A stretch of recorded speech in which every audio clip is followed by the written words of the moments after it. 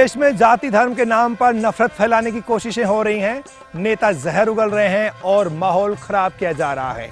लेकिन ऐसे में जयपुर जिले का नरेना गांव उम्मीद की एक किरण बनकर उभरा हुआ है, जहां पर हिंदू और मुसलमान के बीच फर्क करना ही मुश्किल हो जाता है और यहाँ के जर्रे जर्रे में कौमी एकता की सौंधी खुशबू महक रही है।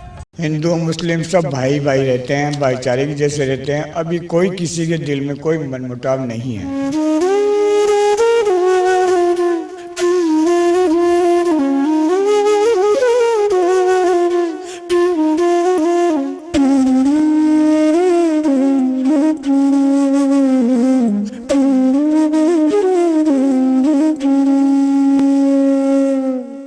नरेना में हर तरफ सांप्रदायिक सद्भाव की मिसाल देखने को मिलती है। इस वक्त हम आजाद चौक पर हैं, जहां पर तमाम जाति वर्ग के लोग यहां पर बैठे हुए हैं और ये तमाम लोग चर्चाएं करते रहते हैं। यहां पर भेद करना मुश्किल है कि कौन हिंदू है कौन मुसलमान है।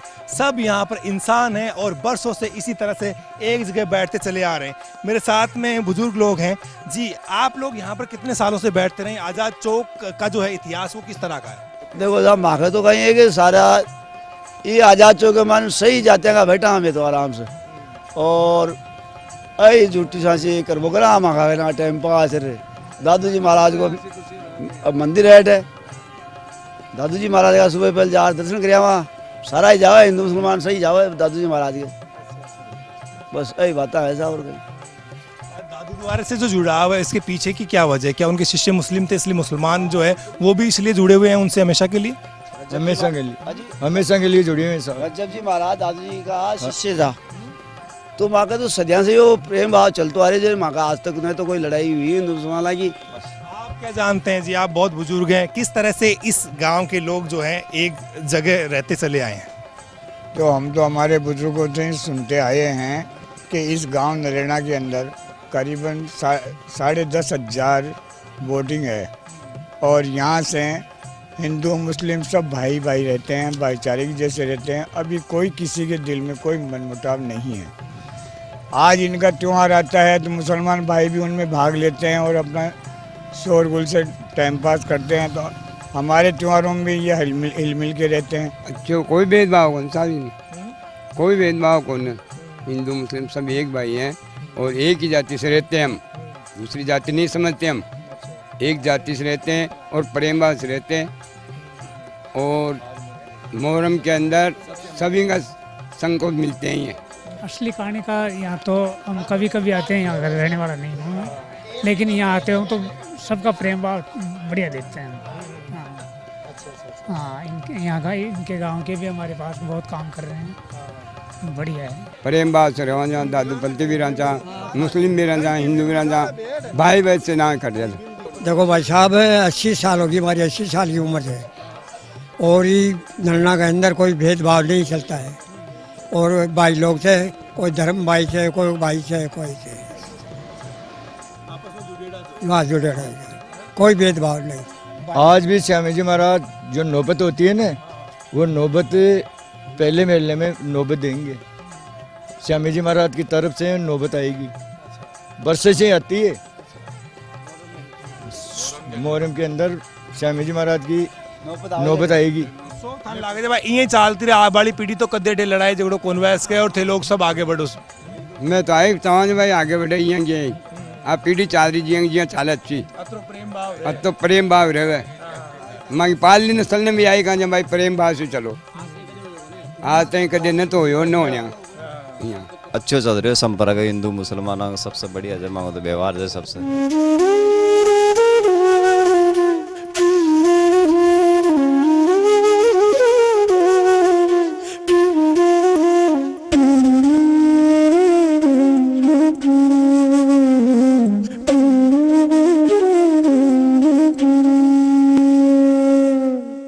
मेरी उम्र 78 साल की हो गई, 78, और कम से कम 55 साल पहले यहाँ का वार्ड पंच था और इसके बाद मैं 10 साल रहा कृषि मंडी का मेंबर। तो मेरा जहाँ तक अनुभव है वहाँ तक ये है कि हिंदू मुस्लिम हमारे यहाँ बहुत प्रेम और एकता है, बहुत संगठन है। कोई भी त्यौहार आओ, होली दिवाली आओ तो ये बाकायदा मनाते हैं और दशहरा का जो काम है उसमें प्रेम से जाते आते हैं। 40 साल का रिश्ता है इसमें सब भाईचारे से रहते हैं हमारे, एक दूसरे शादी ब्याह में, काज करार में, दुख सुख में, बल्कि यहाँ तक जब मृत्यु हो जाती है या जैसे इनके जनाजा जाता है तो उसमें हम साथ जाते हैं मिट्टी देने के लिए। मतलब इतना भाईचारा है, कभी स्वाद भाईचारा, स्वाद कभी बिगड़ा नहीं। इसको मजबूत बनाने के लिए हम लोग आपस में मिलजुल के रहते हैं। किसी के बच्चे का जन्म होता है हम सब लोग जाते हैं, किसी की मृत्यु होती है तो उनके जनाजे में भी साथ जाते हैं, ब्याह शादी होती है तो हम लोग परिवार सहित जाते हैं। इन लोगों को भी हम परिवार सहित बुलाते हैं और इनके कोई भी धार्मिक कार्यक्रम होता है, हमारे यहाँ हिंदू मुस्लिम का कोई भेदभाव नहीं है, ये हम सबको बुलाते हैं, हम सब लोग जाते हैं। और हमारे धार्मिक आयोजन कोई भी होता है तो हम इनको बुलाते हैं, ये सब लोग आते हैं, एक दूसरे के दुख सुख में सहयोग करते हैं। चाहे हिंदू का काम पड़ता है तो मुस्लिम भाई सहयोग करते हैं, मुस्लिम का काम पड़ता है तो हिंदू भाई सहयोग करते हैं। लगता ही नहीं है कि हम हिंदू मुस्लिम हैं, हम यही हैं, हम एक ही राष्ट्र के हैं, हम भारत के हैं और हम यही चाहते हैं। और आगे भी इनकी जो पीढ़ी है, हमारी जो पीढ़ी है, ये साथ स्कूल में पढ़ते हैं, खेलते हैं, कूदते हैं, साथ आयोजन में जाते हैं, कोई फर्क भी नहीं लगता है क्या एक हिंदू है या मुस्लिम है, सब राष्ट्रीय आदमी हैं, हिंदू हैं न मुस्लिम हैं, सब भारत के नागरिक।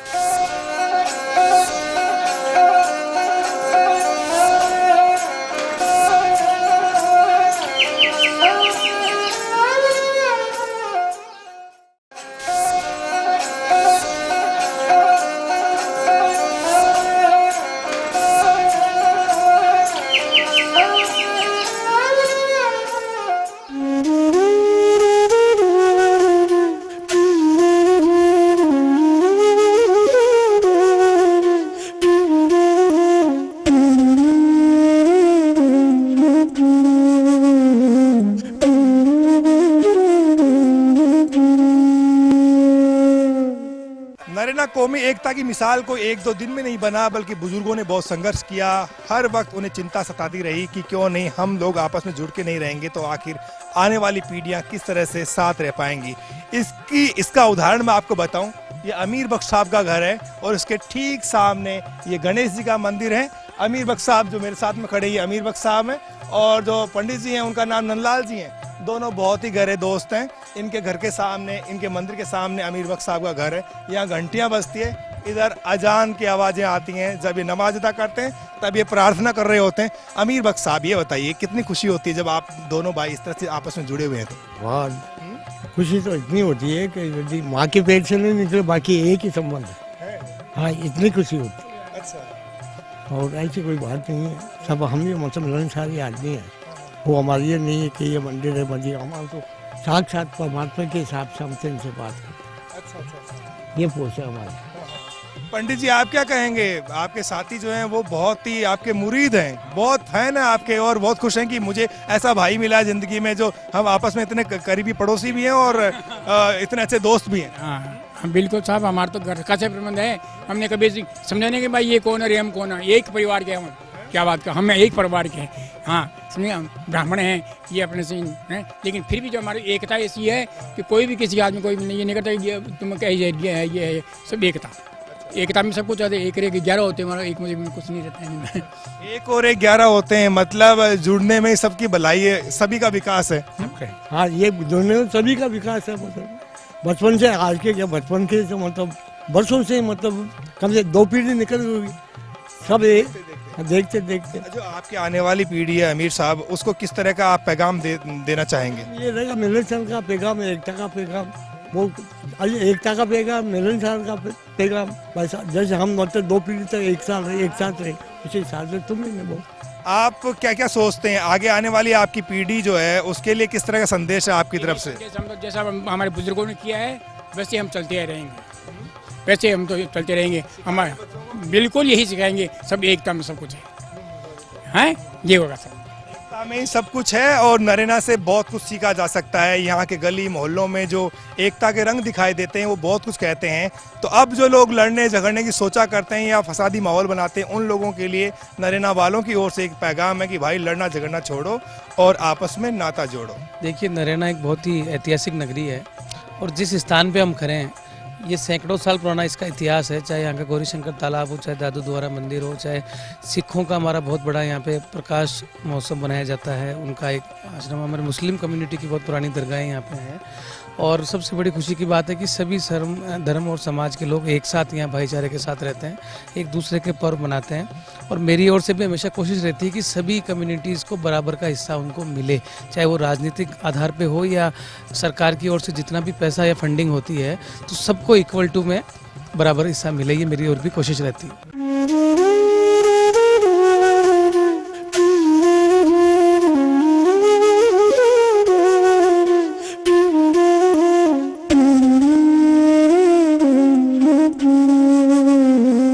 सिखों के लिए नरेना पवित्र स्थान माना जाता है। 10वें गुरु गोविंद सिंह साहब यहाँ पर पधारे थे और यहाँ पर करीब 13 दिन उन्होंने गुजारे थे।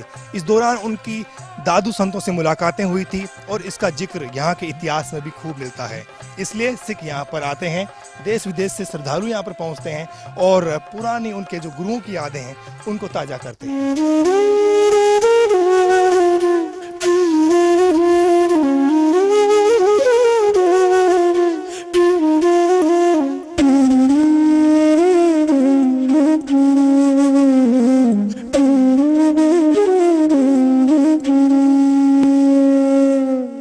यहाँ गुरु गोविंद सिंह जी महाराज पधारे उस समय दादू पंथ के 5वें आचार्य जयतराम जी महाराज इस गद्दी पर थे और क्योंकि हिंदू धर्म के रक्षार्थ वो आए थे और उनसे कहा कि हमें साधु दो लड़ने के लिए।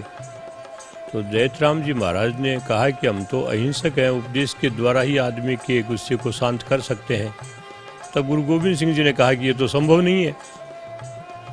तब जयतराम जी महाराज 5वें गुरु दादू पंथ के ने कहा कि संभव है और जय साहब जी ने कहा गुरु गोविंद सिंह को कि आप पहले भोजन करो।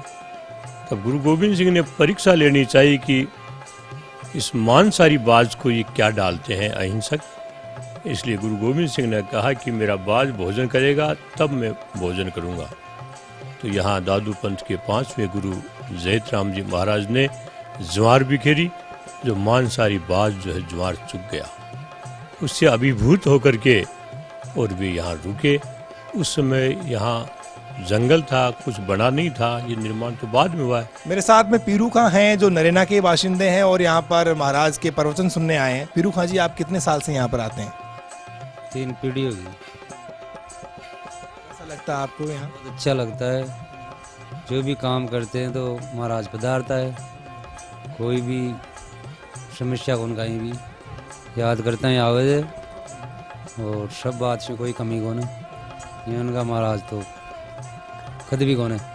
ये बताओ, आपके वार त्योहार होते हैं तो महाराज जी को आप लोग बुलाते होंगे, किस तरह का माहौल होता है आपके घर में जब इनको बुलाया जाता है? तो बहुत होता है, छोटा मोटा काम में भी बुला देते तो खूब आदमी हो जाता है, 200-300 आदमी गांव में, खूब इज्जत करता है, काम सब सही हो जाता है।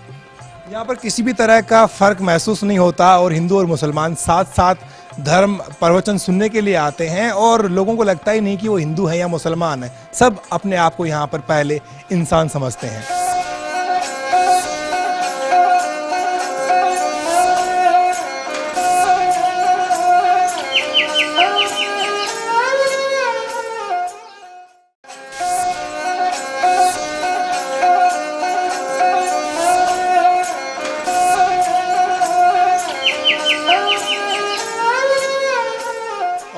इस वक्त हम आ चुके हैं दादू मंदिर के परिसर में। महाराज जी, ये मंदिर कितने साल पहले बना था, किसने बनवाया था और इसके पीछे कहानी क्या है?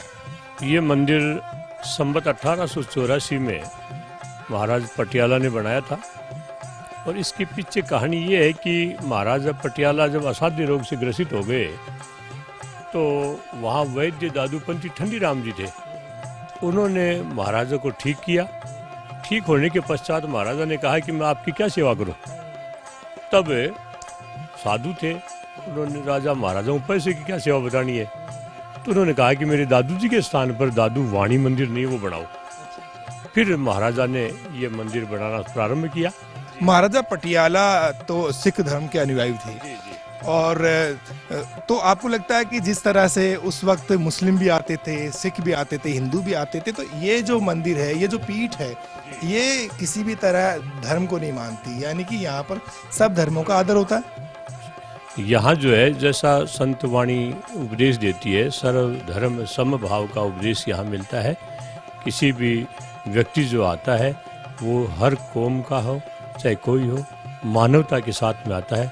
इसलिए ऐसे महापुरुषों के द्वारा जो वाणी है, उनके पश्चात जो पीठें स्थापित की गई है, उनका लक्ष्य जो एक ही होता है कि समभाव, समानता का भाव, समन्वयता का भाव, आत्मीयता का भाव, धार्मिक सहिष्णुता का उपदेश, ये सब चीज़ें जो है इन महापुरुषों ने दी है।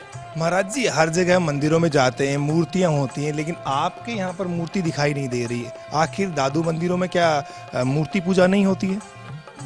जो वाणी मंदिर कहलाते हैं, ये दादू जी ने जो उपदेश दिए मानव मात्र को, उनका जो संग्रह है वो ग्रंथ रूप से दादू वाणी कहलाती है। अनुभव, आत्मानुभूति की वाणी है ना, इसलिए ये निर्गुण धारा के हैं, इसलिए वाणी की पूजा होती है। सोंज कहलाती है, सोंज में जो है वो दादू जी का ग्रंथ है।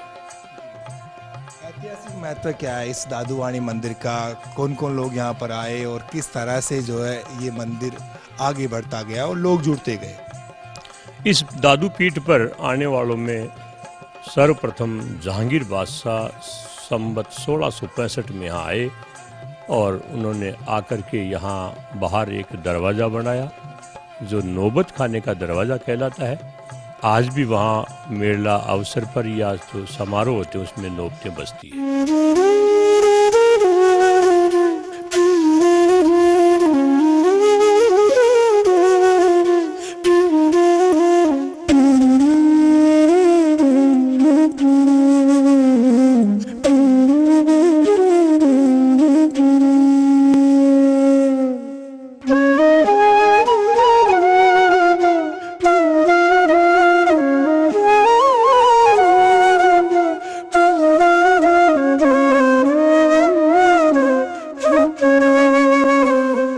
दादू पंथ की परंपरा किस तरह से आगे बढ़ी, किस तरह से यहाँ के पीठ प्रमुखों ने इसे आगे बढ़ा, ये जानने के लिए इस दोहे को हम पढ़ सकते हैं, जिसमें तमाम जो बातें बताई गई हैं कि किस तरह से दादू संप्रदाय ने विकास किया और कहाँ से लेकर कहाँ तक इसका अध्याय चला है। आप देख सकते हैं कि ये जो दोहा है इसमें तमाम चीज़ों का जिक्र कर दिया गया है।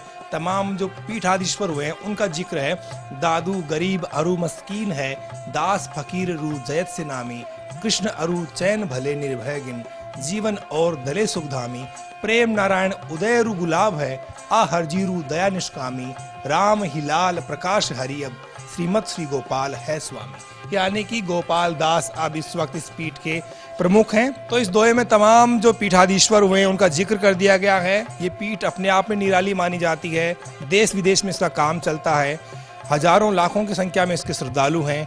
तो नेता भी यहाँ आते हैं, बड़े बड़े लोग भी यहाँ आते हैं। आप देख सकते हैं ये जो तस्वीर है ये बताती है कि पूर्व राष्ट्रपति कलाम से भी दादू पंथियों का जुड़ाव रहा और किस तरह से उन्हें मान सम्मान दिया गया। इसके अलावा आप देख सकते हैं कि जो दादू पंथ से जुड़े हुए जो लोग थे उनके रिश्ते रहे राजनेताओं से, और उनमें इंदिरा गांधी भी एक थी जिन्होंने हरिराम महाराज के साथ में मुलाकात की थी। वो यहाँ पर पधारी थी और उन्होंने यहाँ पर आकर के दर्शन किए थे। इसी कड़ी में एक नाम और आता है, वो है पूर्व उपराष्ट्रपति भैरों सिंह शेखावत का।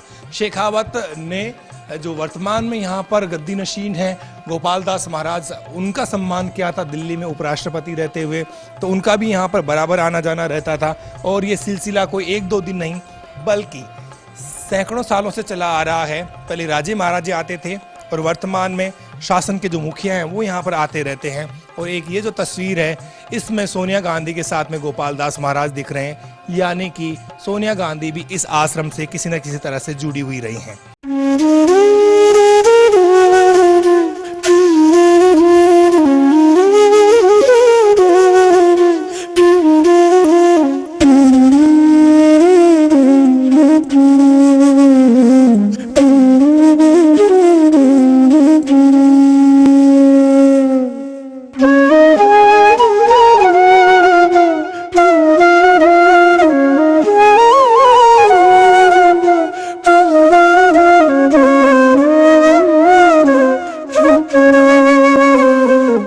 नरेना के गली कूचों में आज भी दादू वाणी गूंजा करती है। हर तरफ ऐसे आयोजन होते रहते हैं। गोपाल दास सब लोगों से एकजुट रहने की अपील करते हैं और साथ में गंगा जमुनी तहजीब के धागे को और मजबूत करने का आह्वान करते हैं। अरे ब्राह्मण कहे ब्राह्मणी का जाया तो भीतर जमीन क्यों नहीं कराया? मुस्लिम कहे मुस्लिम का जाया तो बेहतर खतरनाक क्यों बता रहे हैं?